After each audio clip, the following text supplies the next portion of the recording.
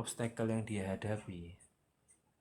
Kita nggak tahu problemnya seperti apa atau seberapa problematik dia gitu kan. Artinya bahwa kita hanya bisa melihat apa yang kita lihat. Kita tidak bisa melihat apa yang seharusnya kita lihat. Nah, padahal kita harusnya melihat secara utuh seseorang itu secara objektif gitu kan ya. Jadi kalau kita kan cuma ngelihat dari sudut pandang kita doang. Tapi sebenarnya manusia itu kan dari 360 derajat sudutnya. Nah, kalau kita cuma lihat satu sudut aja, artinya bahwa kita masih banyak sudut-sudut lain yang perlu kita lihat secara jelas gitu kan. Sehingga kalau kita ngelihat orang itu lebih hebat daripada aku, bisa jadi dia juga mikir gitu ke kamu. Bisa juga dia mengalami sesuatu yang dia inferior. Cuma dia lebih berani buat ngambil action dulu kan, buat MSIB gitu, atau melakukan sesuatu yang ingin kamu lakuin juga.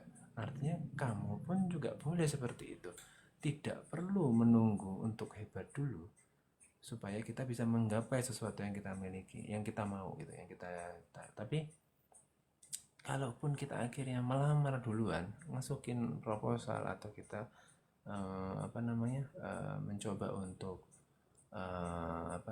mendaftar MSIB gitu ya, itu emang ada yang marah? Apakah kalau kita melamar MSIB dalam kondisi kita tidak punya kapabilitas, kita dipenjara? Enggak juga kan? Bukan sebuah kesalahan kan kita kan? Melamar itu hak setiap orang, mencoba itu hak setiap orang, berusaha pun itu hak setiap orang. Artinya kamu juga boleh melakukan yang dilakukan oleh temanmu itu. Hasil akhirnya terserah nanti mau seperti apa gitu kan. Jika akhirnya tidak sesuai ekspektasimu, artinya kamu perlu apa? Perlu memperbaiki dirimu. Ada sesuatu yang mungkin itu tidak cukup dilihat oleh pihak yang perusahaan sananya gitu, yang menentukan siapa yang akan lolos MSIB gitu. Jadi saran saya, buat dirimu jadi lebih semangat Mbak Tuju gitu ya. Kenapa? Karena dengan kamu semangat untuk belajar dan berkembang, kamu jadi bisa mengasah apa yang menjadi potensimu. Kalau potensimu terasah, maka kamu akan bangga, sehingga bahkan kamu akan lupa untuk membandingkan dirimu sama orang lain. Kenapa sih kita sibuk membandingkan diri kita sama orang lain? Karena kita sendiri itu tidak punya waktu untuk melihat diri kita sendiri. Padahal sebenarnya lihat diri kita dulu. Kita sebenarnya punya apa? Apa yang kurang? Maka kita harus apa? Kita sibuk dengan diri kita sendiri aja, kadang-kadang kita tidak akan sempat buat ngelihat orang lain. Itu coba dulu. Gitu Mbak Tujuh. Mudah-mudahan kejawab ya Mbak Tujuh ya. Sudah Pak, terima kasih banyak ya Pak. Nah,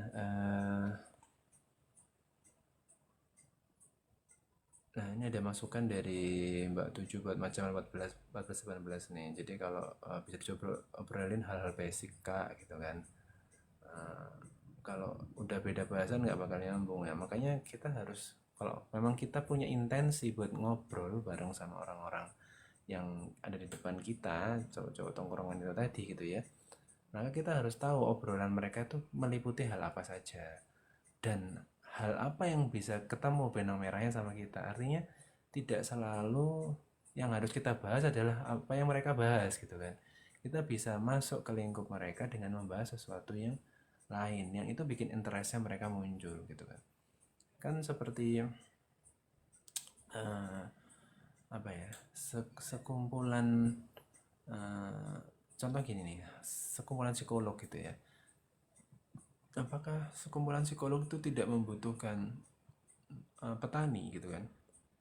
Psikolog pun kan juga butuh petani, karena psikolog juga butuh makan, butuh beras untuk bisa makan gitu kan. Artinya untuk bisa bergabung atau bertemu dengan orang yang cenderung berbeda sama kita, kita tidak harus menunggu supaya kita seragam sama mereka, karena bisa jadi ada yang mereka butuhkan dari kita gitu kan, dan kita juga bisa memberikan sesuatu buat mereka uh, yang punya sesuatu yang nggak kita miliki kayak gitu kan.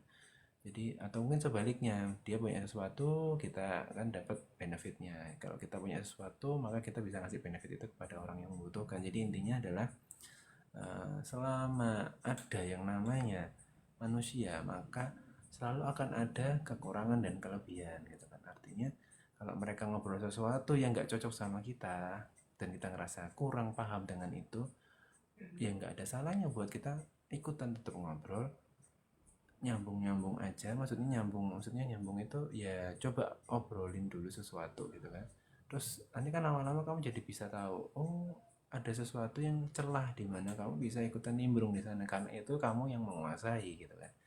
Jadi mereka akan tetap membutuhkan orang di luar circle-nya untuk bisa melengkapi circle mereka gitu kan. Karena kalau kita ngomong tentang apa namanya, konformitas atau kolektivitas, itu pasti akan butuh sesuatu yang namanya saling mengisi, saling support satu sama lain. Nah, saling support itu kan kenapa terjadi, karena bisa jadi kita punya kekurangan yang kelebihannya itu bisa diambil dari orang lain, atau kelebihan kita itu bisa memberikan sumbangsi buat mereka yang mengalami kekurangan kayak gitu.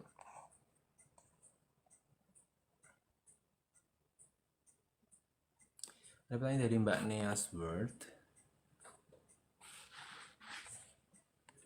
Oke.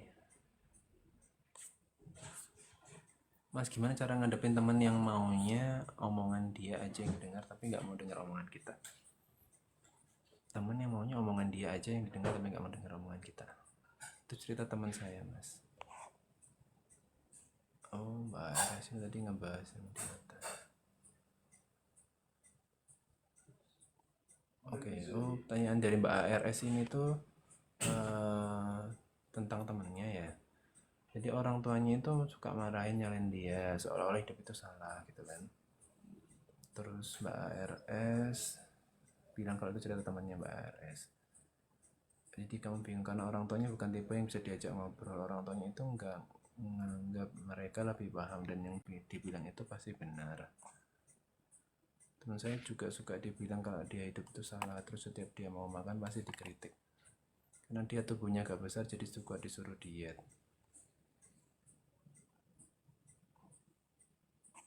Gimana ya Mas, soalnya mati. Oke. Nyambung ke pertanyaannya Mbak ARS dulu ya, karena dia ada di atas tapi terlewat tadi. Mudah-mudahan masih ada ya Mbak ARS ya.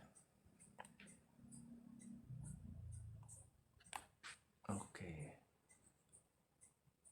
Ini menurut saya, ini konteksnya adalah tentang interaksi dalam keluarga gitu ya. Dan orang tua yang itu apa ya, cara berpikir dan berpendapatnya tidak objektif. Maksudnya banyak hal dalam perspektif orang tua yang kita lagi bahas ini itu tuh dia tidak bisa melihat kondisi suatu di rumah gitu ya, kondisi anak-anaknya itu dengan valid gitu ya. Maksudnya adalah segala yang dia rasakan dia ungkapkan gitu aja tanpa berpikir. Artinya bisa jadi ketika si orang tua ini marah gitu kan dan menyalahkan anaknya, dia ini ngebawa masalah dari luar rumah gitu kan. Dan masalah dari luar rumah ini tuh dibawa gitu aja ke dalam rumah gitu kan, sehingga campur aduk gitu kan. Masalah luar rumah belum selesai, terus dibawa ke dalam rumah, terus tiba-tiba ada sesuatu yang memicu untuk emosinya tersulut lagi, sehingga apa yang di luar rumah itu ikut terekspresikan dalam marahnya dia ke si anaknya itu gitu kan. Jadi seakan-akan semua yang dihadapi selama seharian gitu kan, masalah-masalah yang dihadapi seharian itu ditumpahkan semuanya di dalam rumah kayak gitu. Padahal sebenarnya kan itu sesuatu yang harusnya dipisahkan gitu ya. Atau mungkin juga bisa jadi permasalahan yang dihadapi oleh orang tua ini yang memicu dia marah itu terjadi di masa lalu gitu kan, dan belum terselesaikan di masa sekarang, sehingga setiap kali dia melihat sesuatu yang memicu dia untuk marah, dia akan ngebawa ekspresi emosi di masa lalu itu ke zaman sekarang, ke kondisi yang saat ini. Dan yang kena selalu adalah si anaknya, disalah-salahin gitu kan, dibilang kalau hidupnya itu udah salah, sampai disangkut pautin tentang kondisi fisiknya gitu kan, kalau kata Mbak ARS tadi gitu kan. Dan Mau makan aja salah gitu kan, dikritik karena dia tuh banyak gak besar, padahal itu yang ngelahirin tuh juga orang tuanya sendiri gitu kan. Terus kemudian yang bikin si anak itu akhirnya memiliki porsi badan atau proporsi badan yang seperti sekarang itu juga salahnya orang tua juga. Kenapa kok bisa seperti itu? Karena kan apa yang terjadi pada diri kita saat ini itu terbentuk karena apa ya, pembiasaan rutinitas yang kita lakukan sejak dulu sampai sekarang gitu kan. Kenapa sih nafsu makan kita cukup besar ya? Karena kita sudah terbiasa dengan apa ya, makan makanan yang banyak juga gitu kan, sejak kita kecil dibiasakan seperti itu, makan atau apa itu yang banyak gitu kan, sehingga kalau akhirnya tidak terkontrol dan menyebabkan tubuh atau proporsi tubuh yang menjadi seperti sekarang gitu kan, ya sebenarnya ada sumbangsi orang tua juga di dalamnya gitu kan. Nah, lalu atau mungkin ada sesuatu yang mungkin menyangkut kepada si anak ini. Kehadiran anak ini itu sebenarnya ada sesuatu yang itu belum terselesaikan oleh orang tuanya, entah si anaknya ini eh, lahir dengan situasi yang tidak tepat, atau anaknya ini tuh lahir dari kondisi yang tidak terduga gitu, yang mungkin kita nggak bisa jelas gitu ya kondisinya seperti apa, yang akhirnya setiap orang tua ini ngelihat anaknya itu akan selalu emosi gitu. Kenapa? Karena dia selalu ingat bahwa kehadiran anak ini itu adalah kehadiran yang tidak diharapkan, atau kehadiran anak ini itu dalam kondisi yang tidak seperti yang dia ekspektasikan gitu kan. Aku harusnya punya anak tuh yang gini dari orang tuanya, gini-gini segala macam. Jadi dia punya punya jalur yang dia mau, tapi nggak bisa dia dapatkan dari kehadiran si anak ini, sehingga apapun yang dilakukan oleh si anak ini tuh dianggap salah gitu kan. Maka kan tadi dibilang kan, hidup aja salah, makan aja salah gitu kan. Secara logika berpikir gitu kan, kalau kita paham tentang kalau kita pelajarin ke teori psikologi aja lah kayak gitu ya, ada yang namanya teori Abraham Maslow yang ngebahas tentang piramida kebutuhan manusia. Kebutuhan manusia itu bentuknya seperti piramida yang lancip ke bagian atasnya, yang kemudian bagian bawahnya membesar gitu kan. Artinya bahwa bagian terbawah itu menjadi fondasi sebuah piramida, itu didukung atau disokong oleh kebutuhan utama manusia. Kebutuhan utama itu apa? Makan gitu kan. Artinya memang makan, minum gitu kan, segala hal yang kita butuhkan untuk bisa hidup, oksigen dan segala macam, itu memang bagian hal yang rutin oleh diri manusia, itu memang dibutuhkan oleh manusia gitu kan. Yang artinya bahwa tidak ada satupun manusia yang tidak bisa lanjut ke kebutuhan-kebutuhan di atasnya itu tanpa melewati kebutuhan dasarnya terpenuhi dulu. Karena dalam konsep piramida Maslow itu si manusia itu harus menyelesaikan dulu kebutuhan di bawahnya dulu, kebutuhan biologisnya, baru dia bisa lanjut ke kebutuhan-kebutuhan yang lebih kompleks di atasnya. Salah satunya tentang kebutuhan untuk belongingness needs ya, kayak misalkan kebutuhan untuk berrelasi, sampai di level yang paling atas ada self actualization atau aktualisasi diri gitu kan. Bahkan ada yang terbaru, dia sampai ke level transenden, dia udah nggak memikirkan tentang kehidupan dunia, atau dia sampai di level yang sudah bagaimana caranya dia bisa menjalankan kehidupan-kehidupan yang nanti hal-hal yang bisa membuat dia jadi bisa uh, apa ya, relate sama kehidupan apa religius gitu, yang artinya apa yang dia lakukan itu harus selalu dihubungkan dengan hal-hal yang berhubungan dengan keagamaan, akhirat dan segala macam. Nah, nggak usah ke arah yang paling atas sendiri lah, kita ngomongin di paling bawah sendiri. Artinya bahwa si anak ini tidak pernah salah gitu kan, makan itu tidak ada yang istilahnya salah gitu kan, karena makan itu adalah bagian penting dari kebutuhan manusia, yang artinya bahwa bukan si anak ini yang salah, tapi memang sejak awal orang tuanya memiliki mindset yang kurang tepat, memiliki mindset yang salah, sehingga setiap dia melihat si anak ini, dia akan terpancing untuk muncul emosinya, mengekspresikan amarahnya gitu kan. Jadi kesalahan diri sendiri atau kesalahan yang dia hadapi di masa lalu itu dilimpahkan lampiaskan kepada anaknya yang sekarang gitu kan. Apapun dianggap salah, hidup itu salah segala macam menurut dia kayak gitu. Jadi wajar jika akhirnya tadi kalau diceritakan sama Mbak RS, orang tuanya merasa benar gitu kan. Semua yang dia katakan dianggap benar gitu kan. Padahal belum tentu benar. Bahkan buat diajak berdiskusi pun mereka tidak berkenan gitu kan. Jadi apa ya, tipikal komunikasi satu arah yang tidak konstruktif banget, tidak ada feedback, tidak ada sesi mendengarkan apa pendapat anak, tidak ada sesi di mana orang tua itu menerima masukan dari anak gitu kan. Yang itu sangat satu arah dan riskan banget sama yang namanya apa ya, sifat-sifat yang otoritatif, yang menguasai banget, yang membuat si siapa namanya, si anak ini nggak bisa berkembang lebih lanjut gitu kan, yang nggak bisa buat mengekspresikan pendapatnya. Jadi anaknya pun akhirnya menjadi sosok yang tidak berani berekspresi, tidak berani berpendapat gitu kan. Jadi akhirnya ya, cenderung apa ya, penuh dengan rasa bersalah, tidak berani buat mengungkapkan pendapat, interaksi di dalam keluarga juga tidak baik gitu kan.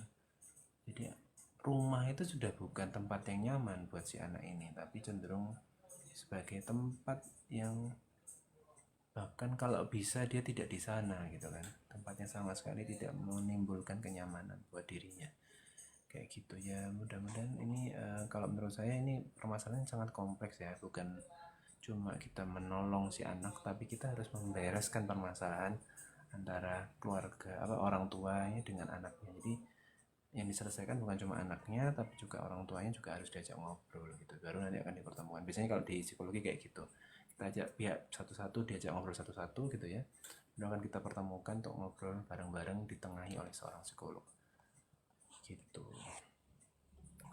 Kembali ke Mbak Nias World, maunya omongan dia aja yang didengar tapi nggak mendengar omongan kita. Biasanya teman-teman kita yang maunya cuma dengerin, ya cuma mau dengerin omongannya dia doang gitu kan, tapi nggak mau dengerin orang lain, itu biasanya juga ya nggak, dia nggak tiba-tiba kayak gitu gitu ya, maksudnya ada ceritanya gitu kan. Nah biasanya dia juga berangkat dari lingkungan keluarga yang seperti itu juga, jadi otoritarian juga gitu kan, otoritatif. Jadi di keluarganya bisa jadi dia maunya orang tuanya maunya didengar aja, nggak mau dengerin omongan si temannya Mbak Nea gitu kan. Karena apa? Karena bisa jadi itu dia coba lampiaskan di kondisi pertemanan di kampus gitu kan, sehingga dia pingin ada kompensasi, semacam balasan atas apa yang dia diterima di rumah, kemudian dia praktekkan di mana itu, di lingkungan pertemanan gitu kan.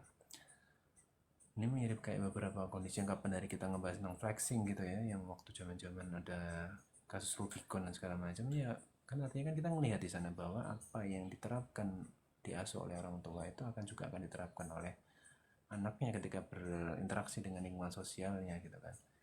Orang tuanya ngajarinnya seperti apa, anaknya pun akan melakukan hal yang serupa seperti yang diajarkan oleh orang tuanya. Jadi ketika situasi itu muncul di dalam lingkungan pertemanannya Mbak Nia, yang perlu dilakukan adalah ya kita harus lihat dulu apakah kita perlu untuk berinteraksi yang dalam dengan orang seperti ini gitu. Maksudnya adalah kalau kita itu ngobrol atau berinteraksi itu menatap atau berhadapan dengan tembok yang buntu gitu ya, maka ya buat apa gitu kan. Kita hanya ngobrol sama orang yang mau didengarkan aja, sementara kan berinteraksi antara manusia itu kan bersifat dua arah gitu kan. Jadi kalau mau didengar maka kamu harus mendengarkan, kalau kamu mau ngomong maka kamu juga harus menghargai orang lain ngomong. Kalau kamu omonganmu mau didengar maka kamu juga harus mau omongan orang lain kamu dengar kayak gitu. Artinya ini semua bersifat dua arah. Jadi kalau tidak ada manfaat yang diperoleh gitu kan, dan buat apa ngobrol sama orang yang seperti itu gitu kan, maka lebih baik gunakan waktumu untuk ngobrol dengan pihak-pihak yang bisa mengajak kamu berdiskusi bersifat dua arah. Karena dengan seperti itu kamu jadi bisa dapat manfaat positif ya, dapat feedback juga. Ketika kamu salah kamu diberikan masukan, ketika kamu tahu temanmu salah kamu memberi masukan, itu kan ya. Jadi kayak gitu. Jadi kalau kamu mau tanya gimana cara ngadepin teman yang mau nyomongin dia, ya menurut saya selain kalau memang ada kesempatan gitu ya, kamu menjelaskan kepada dia itu sesuatu yang tidak nyaman gitu kan, bahwa hubungan kalau ngobrol sama temen alangkah baiknya kita perlu untuk saling mendengarkan gitu kan. Kalau kamu cuma pengen didengarkan aja gitu kan, ya kamu mending ngobrol sama tembok atau ngobrol sama kaca cermin gitu kan, yang dimana dia bisa dengerin kamu sepuasmu tanpa kamu harus mendengarkan orang yang kamu ajak atau benda yang kamu ajak ngobrol itu membalas omonganmu gitu kan. Karena saya juga pengen didengar, karena kalau pertemanan maka bersifat dua arah, kalau ini tidak bersifat dua arah maka artinya ini sudah mau terbangun hubungan yang toxic relationship. Jadi hadapilah dengan pikiran yang sejuk gitu ya Mbak Nea. Artinya bahwa tidak perlu ikut terpancing dalam kondisi yang dihadapi oleh karakteristik temanmu, tapi kalau memang ada kesempatan kita berikan nasihat satu kali. Tapi kalau memang dari nasihat itu tidak diberikan respon yang positif, maka ya sudah, buat apa kita membangun pertemanan dengan orang-orang yang hanya bersifat satu arah untuk ngobrolnya kayak gitu. Oke, kita udah lebih dari 30 menit ya guys. Kita akan akhiri isi kali ini. Mudah-mudahan semua bisa kejawab ya teman-teman semuanya.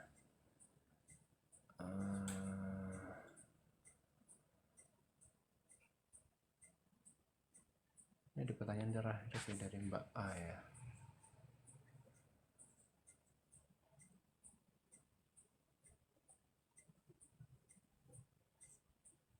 Oke, pertanyaan terakhir ya dari Mbak A ya. Kak mau tanya, kalau ada rasa cemas tanpa tahu penyebabnya itu kenapa ya Kak? Gimana? Kamu merasa cemas tapi kamu nggak tahu penyebabnya gitu kan?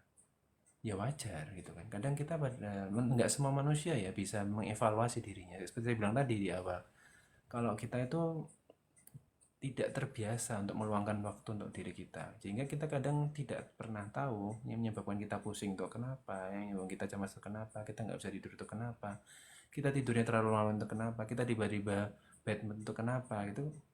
Karena kita tidak membiasakan diri untuk meluangkan waktu mengenali diri kita sendiri seperti apa gitu. Jadi kalau kamu mengalami seperti itu, artinya bahwa kamu butuh orang yang untuk membantu kamu menggali kenapa-kenapanya gitu kan. Nah itu bisa ke psikolog atau ke psikiater. Dengan seperti itu kamu akan didengarkan, akan diajak untuk berpikir kembali, akan diajak untuk menceritakan kondisi-kondisi sebelumnya, sehingga kamu akan dapat penjelasan kira-kira itu salah satu yang menyebabkan kecemasanmu muncul gitu kan. Jadi setiap kecemasan pasti ada penyebabnya gitu kan. Kalau kamu tidak tahu, berarti kamu belum terbiasa untuk mengenali penyebab kecemasanmu. Sehingga kalau kamu tahu penyebab kecemasanmu seperti apa, kamu perlu orang lain yang bisa berpikir secara objektif untuk membantu kamu mengenali kecemasan-kecemasanmu ini disebabkan oleh apa. Gitu ya Kak A. Mudah-mudahan bisa kejawab ya. Ini pertanyaan terakhir dari kita. Pertanyaan dari teman-teman sobat Binar semuanya. Kita akan ketemu lagi di edisi minggu depan, di hari Minggu juga di jam 8 malam waktu Indonesia Barat. Stay tune terus di sosial medianya Berbinar, di TikTok, sosmednya ada di Instagram juga, Telegram, WA, kemudian juga ada YouTube juga gitu ya. Dan yang pasti kalian bisa banget buat berkunjung ke website yang Berbinar di berbinar.in dan bertanya-tanya ke semua admin sosmednya Berbinar, masuk di TikTok Berbinar, buat tahu kira-kira gimana caranya bisa dapetin layanannya di Berbinar, termasuk ngobrol sama psikolog, konseling sama teman-teman sebaya, atau dapetin tes yang bakat minat, kelas-kelas yang gratis atau kelas-kelas yang berbayar, ketemu sama para pakar buat belajar tentang sesuatu, sosmed, atau mungkin tentang product manager, human resource, graphic designer, semua ada di Berbinar. Cara dapetinnya gimana? Cek langsung di website Berbinar. Saya kira kita akan berakhir di hari ini, di malam ini, dengan pertanyaan-pertanyaan yang menarik dari teman-teman. Terima kasih buat kalian semuanya sudah hadir dan menemani saya untuk kegiatan pada malam hari ini. luar biasa gitu kan, dan kalian sudah ikut membantu teman-teman yang permasalahan seperti kalian bisa terinspirasi untuk menemukan solusinya. Selamat malam. Kalau di Berbensa Indonesia kita punya hashtag yang namanya selalu ada buat kamu, dan termasuk live TikTok pada malam hari ini kita buat karena kami ingin kalian bisa ada.